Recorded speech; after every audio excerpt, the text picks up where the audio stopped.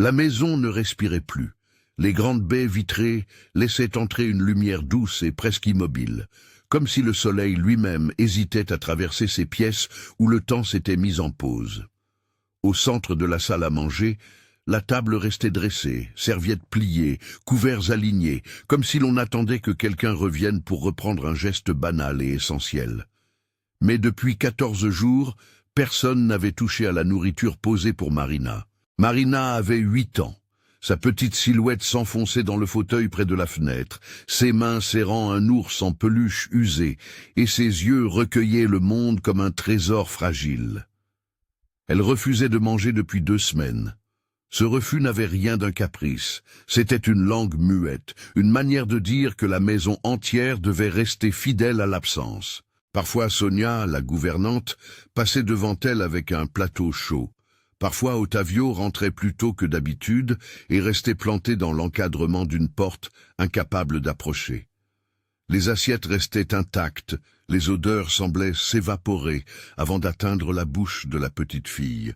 Ce matin-là, la femme qui allait tout changer entra par l'ancienne porte de service, un petit sac à la main, des chaussures déjà tassées par la route. Elle s'appelait Claudia. On l'avait engagée la veille au soir, après une suite de remplacements ratés. Personne ne résistait longtemps à cette maison dont le silence pesait comme une présence. Elle était arrivée avec peu d'attentes formelles, portant surtout une détermination tranquille, le besoin de gagner sa vie, et en elle, une tendresse née d'un deuil qui avait déjà rongé sa propre histoire. La première fois qu'elle posa les yeux sur l'entrée majestueuse et sur la table immobile, Claudia eut l'impression d'un musée où l'on conservait des gestes plutôt que des souvenirs.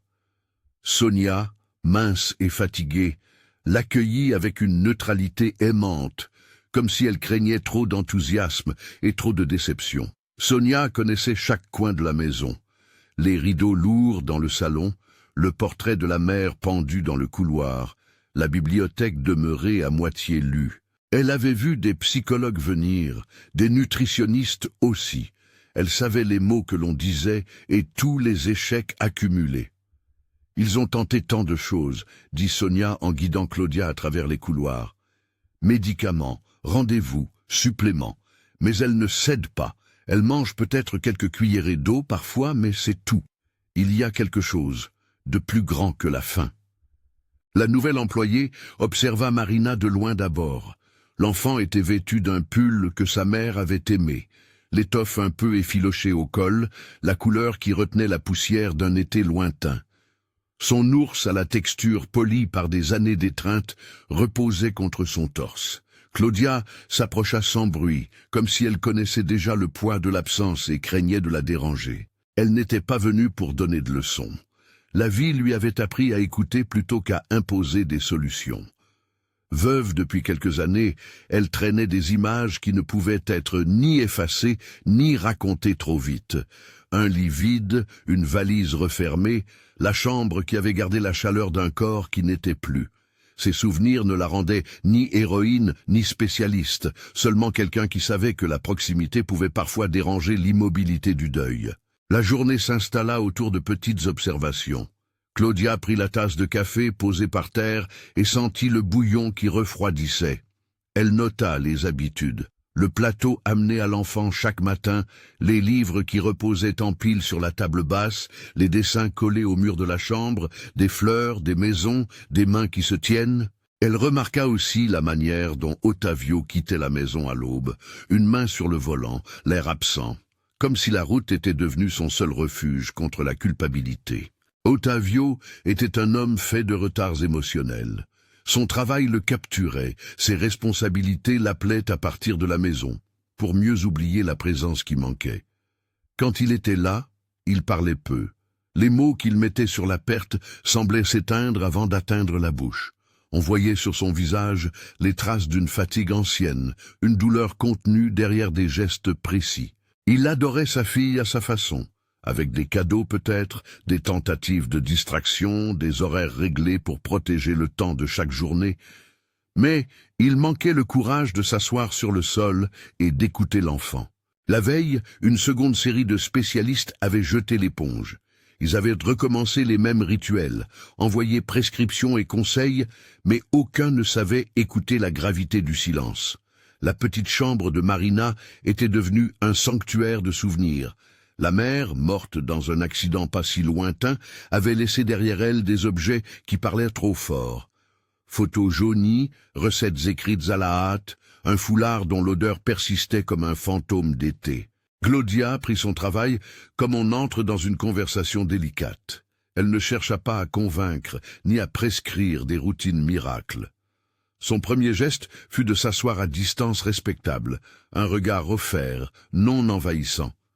Elle inventa des occupations modestes, ranger des coussins, plier des serviettes, lire des livres à voix basse depuis le salon. Elle parlait parfois tout bas aux plantes du couloir, comme si la maison avait besoin d'entendre que quelqu'un reconnaissait encore sa voix. Le repas du midi arriva servi d'habitude avec des gestes précis. Sonia plaça devant Marina un bol de soupe chaude, la vapeur s'échappant doucement. Marina le regarda comme on regarde un objet étranger. Sa main ne bougea pas. Sonia fit semblant d'être sereine, mais ses yeux trahirent l'inquiétude. Les instants où le temps se figeait semblaient durer des heures. Chaque minute était un fauteuil glissé plus loin, dans le silence. À la fin du premier après-midi, Claudia trouva une excuse pour rester plus tard. Elle proposa de plier les serviettes dans la salle à manger, parla avec Sonia pendant que la lumière tombait. Sonia racontait des bribes d'histoire, la dernière soirée, le téléphone sonnant en pleine nuit, la maison emplie d'un bruit soudain puis de silence. Elle parlait sans dramatiser, comme on relate une succession d'événements concrets, mais ses paroles laissaient des sillons de tristesse. « Elle garde tout », dit Sonia, en montrant la petite armoire où se trouvaient des objets de la mère. Les tickets de cinéma, une pelote de laine à moitié tricotée, des photos, tout reste là, et Marina s'y accroche comme si c'était la seule façon de la garder. Claudia entendit dans ces mots la clé du refus. Ce n'était pas une simple perte d'appétit, c'était un rituel de préservation. Privant son corps, la petite croyait maintenir la présence de celle qui n'était plus. Le geste désespéré semblait dire « Si je mange, elle disparaîtra. Si je ne mange pas, je la garde avec moi. » Elle ne prononça pas ces mots à voix haute. Ce que Claudia fit ce soir-là fut plus humble. Elle monta à la chambre de Marina et observa la collection d'objets disposés avec une minutie qui en disait long. Un foulard aux couleurs vives était replié sur une chaise. Sur la commode, une boîte en bois portait des marques de doigts d'enfant. Claudia l'ouvrit doucement. À l'intérieur, des photos. La mère, souriante, cheveux relevés, tenant Marina serrée contre elle lors d'un pique-nique, une main dans la main sur une plage, un gâteau d'anniversaire à moitié effacé par des bougies soufflées. L'une des photos attira l'attention de Claudia. La mère et la fille, toutes deux éclatantes, comme si l'image avait capturé une vérité que la maison essayait maintenant de maintenir. Elle sentit une chaleur monter à sa gorge. Non pas de la nostalgie maladive, mais de la compréhension. Ces images étaient autant d'encre pour Marina. Ce premier soir, elle resta avec la boîte sur ses genoux plus longtemps que nécessaire. Puis elle prit un torchon, essuya une tasse sur la table et se coucha dans le petit lit d'appoint au fond du couloir. Avant de fermer les yeux, elle pensa à son propre passé, à sa décision de partir et des routes qui menaient parfois à la solitude. Ces réminiscences n'étaient pas un obstacle. Elles devenaient au contraire un outil de compassion. Elle savait comment la vie pouvait se transformer en silence. Le lendemain, elle vint avec la même simplicité, mais avec une petite stratégie. Elle commença par des gestes minuscules, préparer un potage au parfum léger, mettre la table avec des assiettes qu'elle avait rangées de manière presque ludique, laisser sur la chaise un livre d'images entrouvert. Elle parla à Marina comme on s'adresse à un trésor, en prenant soin de ne pas parler de nourriture ou de besoins. Elle parla plutôt d'un souvenir. « Tu sais, j'aime bien les pommes de terre de cette recette parce qu'elles rendent le potage doux. » La remarque n'était pas faite pour provoquer. C'était une invitation à se laisser approcher. Marina répondit avec des monosyllabes, souvent détachées, parfois mordant ses lèvres. Par moments, elle laissait fugacement apparaître un sourire au coin des yeux quand elle regardait une photo accrochée au mur. L'enfant se permettait ces expressions furtives, puis se refermait comme une porte discrète. Au fil des jours, d'autres tentatives vinrent s'ajouter. Des jeux simples, une comptine chantonnée sans attente de réponse, laissait une fenêtre entr'ouverte pour que l'air circule. Claudia apporta aussi des objets. Un petit pot de peinture aux couleurs vives laissé sur la table, une boîte de crayons rangée à portée de main. Rien d'intrusif, rien d'obligatoire. Sonia observait, parfois sceptique, parfois étonnée.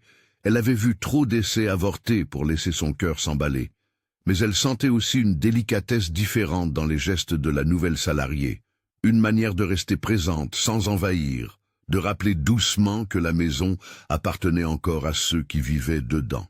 Ottavio, de son côté, oscillait. Il remarquait la présence de la nouvelle femme, et quelque chose dans le rythme de la maison commençait à l'irriter autant qu'à l'apaiser. Voir quelqu'un tendre la main sans instruire ni ordonner réveilla en lui une part de vulnérabilité qu'il avait soigneusement rangée. Lorsqu'il entra un soir et trouva Claudia assise en tailleur sur le tapis, une image que sa femme aurait peut-être aimé avoir, il resta immobile et sentit pousser une culpabilité qui lui coupa la respiration. Il ne savait pas s'asseoir ou partir. Il resta alors dehors, s'accrochant à la rambarde du balcon, regardant le jardin comme si le mouvement des feuilles pouvait dissoudre son propre silence. La relation entre les trois adultes se développa dans de petites conversations, souvent à voix basse. Claudia parlait peu de son veuvage. Elle laissait filtrer des anecdotes, des trajectoires ordonnées, des images laconiques qui laissaient deviner sa propre option de vie. Continuer malgré tout. Ottavio, lui, n'ouvrit son cœur qu'à la manière de quelqu'un qui s'essaye à nouveau au langage. Il confia, un soir, son incapacité à regarder les vêtements de sa femme, rangés dans l'armoire. « Je les vois, et j'ai l'impression de la trahir si je les touche », souffla-t-il. C'était une phrase qui n'était pas une demande de conseil, mais un partage d'état. Claudia l'écouta sans jugement. Elle n'offrit pas de solution, seulement la force tranquille d'une oreille prête à entendre la fatigue. C'était parfois tout ce qui était nécessaire. Un matin de fin d'automne, la pluie battait les vitres et transformait le jardin en une aquarelle grise. Marina restait au lit plus tard que d'habitude. Claudia en profita pour apporter un plateau plus simple. Une petite tranche de pain grillé, un peu de confiture, et surtout une tasse de bouillon fumant qu'elle plaça près de la couverture. Elle trouva la petite enroulée dans une couverture, les coudes posés sur les genoux, l'ours serré contre son ventre. Sur la table de chevet, la boîte de photos attendait comme un trésor silencieux. Cette fois, Claudia ne se contenta pas de préparer. Elle proposa de regarder les images ensemble. Elle s'installa sur le bord du lit, pas trop près, respectant l'espace de l'enfant. Elle prit une photo et la montra à Marina. « Regardez celle-ci. Elle riait beaucoup, n'est-ce pas ?» Marina prit la photo entre ses doigts, regarda la bouche souriante de sa mère, puis leva les yeux vers Claudia. Il y eut un instant où le poids du chagrin sembla se transformer en quelque chose de plus maniable. « Elle aimait les gâteaux au chocolat », dit Marina d'une voix presque inaudible. Elle mettait toujours trop de sucre, et puis on disait que c'était bon quand même. Le récit glissa comme un fil fragile entre elles. Ce n'était pas un flot, c'était une goutte à la fois qui venait fissurer la surface gelée de son silence. Marina parla de petits riens, une chanson préférée, un pull offert en hiver, une promenade volée au soleil, et chaque mot libéré semblait un peu moins douloureux à porter. C'était la première fois qu'elle prononçait le nom de sa mère depuis l'accident.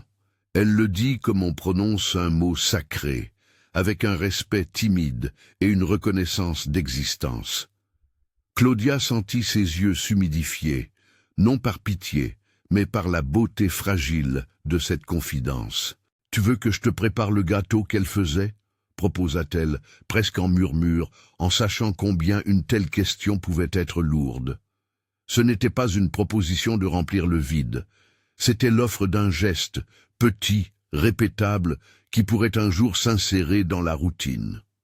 Marina leva la tête, fixa Claudia et dit quelque chose qui arrêta le souffle de la nouvelle employée. « Si je recommence à manger, elle va disparaître. » Ces mots étaient honnêtes comme un coup. Ils n'étaient pas formulés pour manipuler. C'était la logique d'un enfant qui croit que le monde fonctionne avec des échanges simples et terribles. En retenue, elle protégeait la mémoire maternelle. En refusant la nourriture, elle la retenait. Cette phrase devint immédiatement une chose à ne pas briser à coups de mots trop grands. Claudia posa la main sur le bras de Marina, sans pression, sans promesse. Tu sais, garder un souvenir ne veut pas dire que la personne s'en va. Parfois, les souvenirs sont comme des lumières qu'on porte avec nous, et on peut les porter même le ventre plein. Marina regarda sa main, puis l'ours, puis la fenêtre trempée de pluie. Il fallut un long moment avant qu'elle ne réponde. Dans ce silence, plusieurs récits du passé se croisèrent dans la tête de Claudia, sa propre veuve qui avait un jour refusé les conseils tant de fois, l'image d'un lit vide, l'idée qu'on peut survivre à l'absence si d'autres mains savent rester proches. Ce jour-là, Sonia entra avec un plateau. La scène aurait pu être comme les autres, mais quelque chose avait changé. La boîte était ouverte, les yeux de Marina moins barricadés. Sonia posa la soupière et souffla presque imperceptiblement. « Si elle prend une cuillère, nous aurons déjà gagné quelque chose. » Le désir se lisait dans ses yeux, mêlé à la peur d'être déçue. Claudia, quant à elle, proposa un pacte simple et sans grandeur. « On va essayer ensemble, pas pour oublier, non, mais pour te permettre de continuer à parler d'elle. Et si à un moment tu veux arrêter, on arrête, d'accord ?» Marina fixa la soupe, puis la cuillère, puis les doigts qui la tenaient. Son regard redevint intime, comme si elle pesait impossible. Elle avait, dans son monde réduit, le choix de maintenir le silence ou d'essayer une petite interruption. Autour d'elle, la maison retenait son souffle.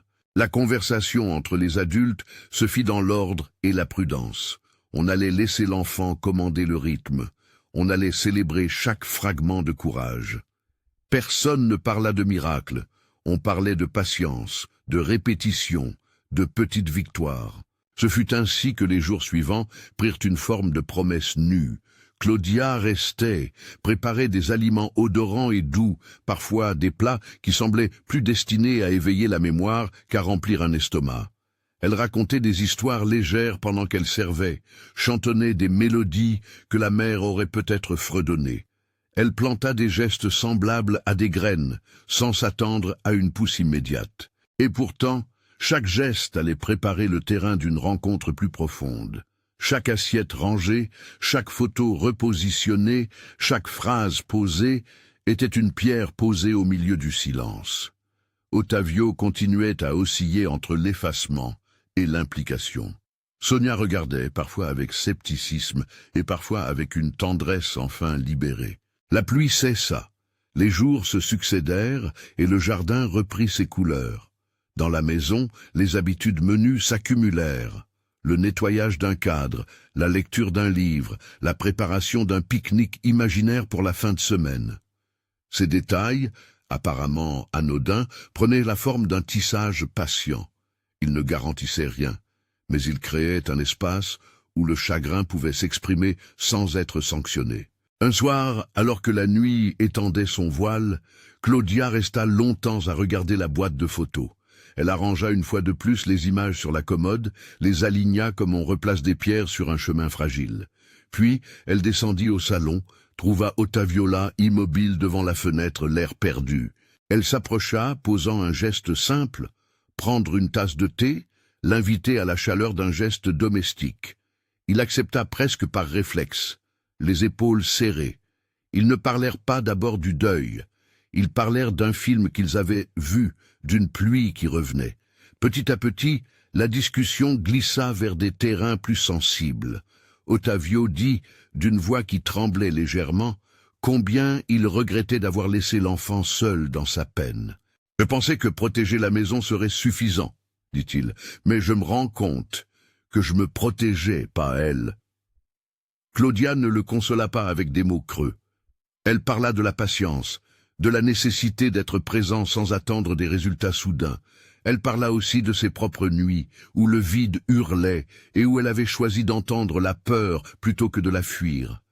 La parole fut simple, honnête, sans absolu. Ce chemin silencieux engagé entre eux n'était pas une promesse d'amour immédiate, c'était un apprentissage de la présence. Il y avait des regards, des gestes qui se faisaient de plus en plus fréquents, une main qui se pose sur l'épaule d'un autre, un sourire discret, une tasse partagée. Le cœur d'Ottavio commença à renouer des fils qu'il avait coupés trop vite. Dans les nuits, Claudia revoyait parfois Marina, la photo serrée entre ses doigts, la phrase prononcée avec une vérité dangereuse. « Si je mange, elle va disparaître ». Cette conviction primitive avait besoin d'un autre récit pour se dissoudre. Un récit où la mémoire se nourrit autrement que par le renoncement du corps. Et c'est précisément ce récit qu'elle voulait aider à construire. Les jours se prolongèrent ainsi, tissés de petites attentions et de silences respectueux. Claudia institua des rituels sans bruit. Lire une histoire avant le coucher, laisser la porte entrebâillée pour que la lumière passe, écrire un mot de temps en temps que l'on glisse sur la table. Rien d'autoritaire, rien d'immédiat. Puis, un matin, alors que le soleil filtrait avec douceur et que le jardin sentait encore l'humidité de la nuit, un événement plus intime se profilait. La boîte de photos, laissée ouverte sur la commode, laissait apparaître une image que Marina n'avait pas vue depuis longtemps. À l'instant où elle la découvrit à nouveau, quelque chose dans son regard changea. Ce fut ce moment, sur le bord de bascule entre la parole et l'acte, que tous attendaient en silence. À l'instant où Marina posa de nouveau les yeux sur la photo, quelque chose dans l'air se rompit, un fil minuscule, sans fracas, qui reliait la prison du silence à l'espace des paroles. Elle demeura immobile, la main crispée autour de l'image, et pour la première fois depuis des jours, le souffle sembla revenir, non pas comme une guérison sans effort, mais comme la possibilité d'un chemin. Si cette histoire vous touche, pensez à liker et à vous abonner pour d'autres récits de consolation et de reconstruction. Claudia sentit son propre cœur se serrer d'une façon contenue. Elle glissa doucement une cuillère de potage dans la main de Marina, une cuillerée minuscule, chaude, qui fumait encore. Aucune pression, juste un geste posé comme on pose une pomme sur la paume d'un enfant pour lui apprendre à tenir. Marina regarda la cuillère comme on regarde un nouveau mot. Ses lèvres tremblèrent, puis elles se refermèrent sur le liquide. Ce ne fut ni un festin ni un triomphe, ce fut un acte minuscule et courageux. La bouche entr'ouverte, elle avala. Le geste suffit. La réaction fut lente mais réelle. Sonia, qui était restée debout près de la porte, baissa la tête et laissa couler une larme sans bruit. Ottavio, de l'autre côté du couloir, entendit un petit bruit. Presque rien, le bruit d'un soulagement, et s'effondra sur un fauteuil, les mains devant le visage, comme pour retenir quelque chose qui allait déborder. Il resta là, à pleurer sans spectacle, à pleurer la peur et la honte qui le tenaient depuis des semaines. Personne ne parla tout de suite. La maison sembla respirer différemment, comme si les murs eux-mêmes avaient attendu ce tout petit accord entre une main et une cuillère. Claudia resta assise au bord du lit pendant un long moment, les doigts posés sur la couverture, pour que la petite sente qu'elle pouvait compter sur la présence de quelqu'un, pas pour réparer, mais pour accompagner. Les jours qui suivirent furent faits d'une succession de micro-victoires et d'instants fragiles. Marina reprit quelques bouchées. Parfois, elle s'arrêtait au milieu d'un repas et retenait sa respiration comme si le repas était une épreuve à surmonter. D'autres fois, elle riait de façon inattendue à une plaisanterie de Sonia ou faisait mine de bouder quand son père essaya de lui raconter une blague sans grand sens. Chaque geste redevenu banal, mordre dans une tranche de pain, lécher une cuillère, remuer une soupe, fut célébré en silence par ceux qui veillaient. Claudia planta des rituels doux qui prenaient la forme d'habitudes rassurantes. Une tisane tiède avant le coucher, une chanson à mi-voix pendant qu'elle rangeait la cuisine, une feuille de papier laissée sur l'oreiller, avec un dessin chaque matin. Elle apprit la recette du gâteau au chocolat telle que la mère de Marina l'avait faite, mais elle la fit sans prétention, en laissant à l'enfant le soin de mettre les bougies. Elle évitait tout discours grave et préférait des gestes concrets. Pétrir la pâte, sentir le parfum du sucre caramélisé, lécher la cuillère ensemble quand personne ne regardait. Ottavio, de son côté, commença à venir plus tôt à la maison, d'abord par hasard, par manque d'une réunion, puis par volonté. Il s'assit sur le sol du salon une après-midi et prit un livre pour lire à voix haute, une activité qu'il n'avait pas pratiquée depuis longtemps. Au début, ses phrases tremblaient, il cherchait le ton, l'intonation d'une voix qui n'enseigne pas seulement des mots, mais qui transmet une sécurité. Marina écoutait, parfois se levant pour aller chercher une couverture, puis revenait s'asseoir près de lui. Les distances se réduisaient par des gestes. Laisser traîner ses chaussures dans l'entrée pour que la fille les voie, remplir un pot de biscuits qu'il n'ouvrait jamais lui-même, poser une main sur l'épaule de Sonia quand elle passait. Les progrès ne furent jamais linéaires. Il y eut des matins où Marina refusait catégoriquement de s'asseoir à table, des soirées où l'odeur d'un plat rappelait un midi particulier et la faisait se retirer dans sa chambre. Des occasions où le père, épuisé, se surprit à s'éloigner, accablé par la sensation d'être insuffisant. Mais la présence renouvelée de Claudia maintenait un fil. Elle n'imposait pas. Elle offrait un accompagnement patient. Elle savait quand tirer en arrière, quand revenir, quand laisser la porte ouverte. Un après-midi d'hiver, elles préparèrent un carnet de recettes. Claudia proposa que chaque page contienne un souvenir lié à un plat. Marina, timide, écrivit le titre d'un gâteau, dessina maladroitement des cercles roses et bruns et confia une phrase. « Maman riait quand je mettais trop de sucre. » La confession était petite, mais elle ouvrait la porte à d'autres phrases. Chaque fois que Marina acceptait de parler, la tristesse retrouvait une place mesurée dans la parole au lieu d'habiter le corps. Le nom de la mère cessa d'être un mot tabou pour devenir un élément de leur conversation ordinaire, une présence symbolique dont on prenait soin sans l'idolâtrer. Sonia, qui avait vu tant d'essais, s'adoucit peu à peu. Dans ces rares moments de solitude, elle confiait à Claudia ses peurs. « Et si demain tout retombait ?» Claudia répondait en ramenant les discussions vers la patience. « Alors on sera là demain, même si nous devons être là encore et encore. » Les deux femmes travaillèrent en équipe, chacune à sa manière, tissant une continuité de présence, d'habitude et de petites surprises. La maison retrouva peu à peu ses sons. Des éclats de rire qui naissaient sans être forcés, des pas sur le parquet, le doux cliquetis des tasses de thé au petit matin. On recommença à écouter la radio le dimanche, à mettre à sécher un linge qui sentait le soleil, à accrocher un dessin sur la porte du réfrigérateur. Rien n'était spectaculaire. Tout était patience et répétition. Un des tournants fut une sortie au parc, modeste et improvisée. Claudia proposa un pique-nique dans le square voisin, avec des sandwichs simples, des pommes et une couverture vieille mais propre. Au départ, Marina hésita. Elle tenait son ours plus fort que d'habitude, mais la nouveauté de l'extérieur, le vent dans les feuilles, le clapotis d'un petit étang, firent leur œuvre. Elle accepta un morceau de pain, partagea une part d'orange, et pour un instant sourit en voyant un canard s'approcher. Ottavio, qui avait pris congé l'après-midi, observa la fille, et la mère qu'il n'avait plus, à travers le prisme d'une nouvelle attention. Il commença à comprendre que sa présence physique comptait autant sinon plus que tous les remèdes. Les conversations entre Ottavio et Claudia restèrent d'abord prudentes, ponctuées de silences lourds et de gestes simples. Ils parlèrent un soir de leurs pertes respectives, non pour se comparer, mais pour reconnaître une commune façon d'avoir été blessés. Claudia raconta, en petits fragments, la manière dont la chambre avait semblé s'allonger après son veuvage, comment les objets restaient empreints d'un corps absent. Elle parla de nuit, où le froid était plus effrayant que n'importe quel manque. Ottavio, qui n'avait guère été habitué à confier ses émotions, murmura ses regrets, des disputes insignifiantes la dernière semaine, des téléphones non décrochés, la culpabilité d'avoir voulu fermer la porte du foyer pour ne pas être envahi par la douleur. Ces confidences bâtirent une intimité qui, au fil du temps, posa les bases d'une affection respectueuse. L'amour qui naquit entre eux n'était pas une flamme spectaculaire, c'était plutôt une chaleur lente et profonde, comme des braises qui se rallument.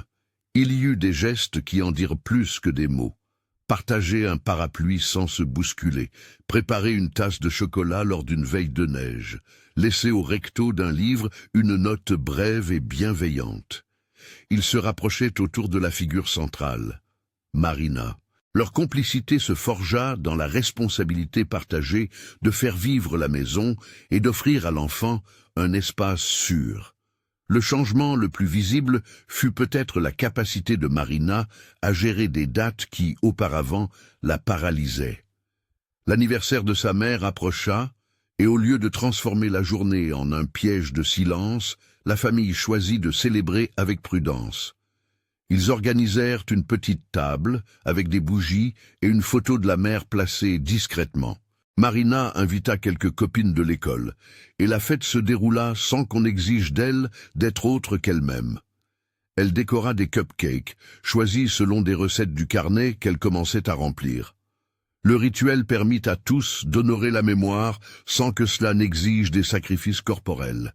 Ottavio parla ce jour-là, et ses mots furent minuscules mais droits. Il dit combien il regrettait de ne pas avoir su tout de suite être présent, et combien il apprenait à aimer autrement, à travers la patience et les gestes. Avec le temps, les espaces de la maison se chargèrent d'odeurs familières. Le café de l'aube, le pain qui toastait, le parfum du linge sec. Les objets de la mère ne furent pas cachés. Ils furent replacés comme des pierres d'un chemin à travers lequel la famille pouvait marcher. La boîte de photos resta sur la commode, ouverte parfois, fermée d'autres fois. Les souvenirs, enseigna Claudia sans le dire, n'étaient pas de la pierre immobile. Ils étaient un tissu que l'on toucha pour se réchauffer. Sonia, qui au début vivait dans la crainte d'un retour en arrière, devint une alliée active. Elle proposa de renouveler les albums, d'inscrire les dates importantes sur un calendrier mural, d'organiser une petite fête annuelle en hommage discret. Son rôle évolua d'observatrice épuisée à gardienne attentive des progrès. Elle souriait plus souvent, ses rides semblaient raconter non plus seulement la fatigue, mais aussi une satisfaction contenue. Un des moments les plus marquants de cette reconstruction fut un week-end à la maison de campagne de la famille, une petite bâtisse à 1 heure de route, entourée d'un verger et d'un champ où l'on entendait le vent. L'idée de partir fut d'abord un test, sortir de l'espace connu pour voir si la dynamique changerait. Ils y allèrent tous les trois, avec Sonia pour aider, et une caisse remplie de petites choses pour occuper les mains, crayons, jeux de société, ingrédients pour cuisiner. L'air de la campagne fut un baume. Marina courut entre les pommiers, couvrit de terre un pot de fleurs, fit un collier de pâquerettes. Ottavio prit le temps de réparer une vieille balançoire, une tâche insignifiante qui lui permit de retrouver la main à l'action, à la construction. Claudia prépara un dîner simple, en évoquant des recettes d'enfance, et le soir ils mangèrent ensemble sur une table en bois, à la lueur d'une lampe. L'instant fut humble et juste. Pas d'éclat, mais un tissu solide de moments partagés. Ce séjour permit aussi à Ottavio d'ouvrir une conversation plus vaste avec Claudia. Sous un ciel étoilé, ils parlèrent d'avenir de manière mesurée. Il exprima son désir d'être un pilier plus constant pour Marina, non comme une compensation, mais comme un choix. Claudia, touchée, posa des limites nettes sur ce que voulait dire reconstruire. Pas d'effacement, pas de prétention à remplacer un passé, mais une volonté d'ajouter, jour après jour, une présence fiable. Ils décidèrent ensemble de parler comme deux adultes d'un projet commun, créer un foyer où la mémoire aurait sa place et où l'enfant ne serait pas l'otage d'un silence. Les semaines qui suivirent furent lisses et parfois remplies d'obstacles. Il y eut encore des rechutes où la peur reprenait un peu de terrain. Marina visait une période de fermeture lors de la visite d'une parente inconnue et replaça les photos de sa mère sous l'oreiller comme pour s'en protéger. Mais chacun des épisodes devint moins effrayant. On savait maintenant comment répondre avec calme, comment tenir la présence plutôt que la panique. Les mains se posaient, les mots arrivaient en murmures. Au fil des mois, l'affection entre Ottavio et Claudia prit une forme plus publique, mais toujours respectueuse. Ils partageaient des tâches domestiques, prenaient des décisions à deux et se consultaient sur l'éducation de Marina. Ils s'aidaient l'un l'autre à se souvenir d'être attentifs aux signaux de fatigue de la fille. Leur relation demeurait une alliance pour la stabilité du foyer. L'enfant sentit, elle aussi, la sécurité s'accroître, dans les gestes, dans la constance, dans l'absence d'exigence. Elle apprit à confier parfois ses peurs à Ottavio et ses petites victoires à Claudia. Un soir d'été, lors d'un dîner sur la terrasse, Ottavio posa une question simple et honnête. Il avait préparé un petit discours, non théâtral, juste des phrases claires autour d'un verre de citronnade. Il parla de temps, de patience, de respect pour la mémoire de la mère, et de son désir de sceller d'une manière stable ce qu'ils avaient construit ensemble. Il demanda à Claudia si elle accepterait de partager sa vie avec lui de façon plus officielle, non pas pour remplacer quoi que ce soit, mais pour garantir à Marina une maison où deux adultes étaient unis par un projet commun.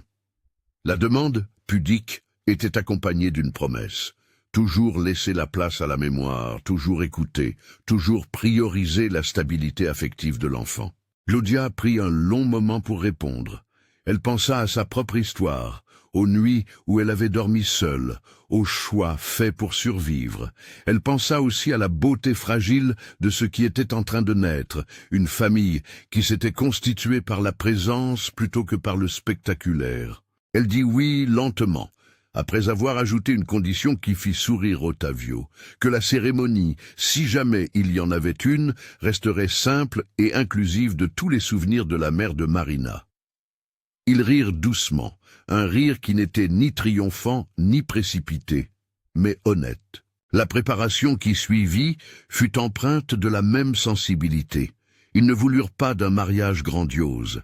Ils choisirent une petite célébration à la maison de campagne, où la maison et le jardin pouvaient témoigner de leur cheminement. Marina, à qui on demanda si elle voulait participer aux préparatifs, se montra enthousiaste. Elle choisit des fleurs sauvages pour le bouquet, dessina des cartons d'invitation et décida qu'on préparerait le gâteau que sa mère avait toujours aimé. Sonia se chargea d'une partie de l'organisation avec une énergie qui n'avait plus cette tristesse figée, mais une énergie chaleureuse. Le jour venu, la cérémonie fut humble et vibrante de douceur. Ils invitèrent quelques proches, des voisins, et les 2 ou 3 amis qui avaient été là au moment opportun. Il y eut une courte lecture faite par Sonia, un morceau de musique choisi par Marina, et un moment de silence où chacun put se souvenir. Ottavio et Claudia échangèrent des vœux simples qui parlaient d'écoute, de patience et de la promesse de construire un foyer à 3.